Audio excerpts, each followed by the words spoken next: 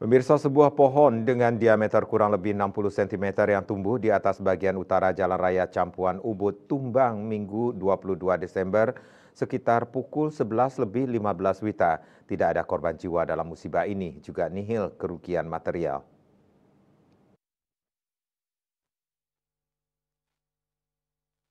Kapolsek Ubud Kompol I Gusti Nyoman Sudarsana mengatakan berdasarkan keterangan saksi Inyoman Mudana bersama warga sekitar, kira-kira pukul 11.15 WITA melihat pohon jenis au itu yang tumbang melintang ke selatan hingga sempat menutup jalan.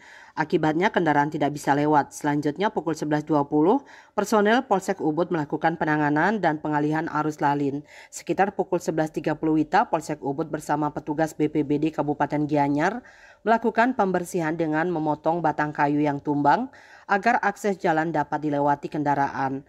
Selama penanganan pohon tumbang, Polsek Ubud melakukan pengaturan arus lalu lintas serta pengalihan arus lalin dengan sistem putar balik kendaraan. Kendaraan yang datang dari arah Kedewatan menuju Ubud dialihkan menuju Jalan Penestaan Kelod. Arus lalin dari arah Ubud menuju Payangan dialihkan menuju Tegalalang, sedangkan sepeda motor dialihkan melewati Jalan Abangan, sebelah selatan Jalan Raya Campuhan Ubud. Wirnaya Bali Pos melaporkan.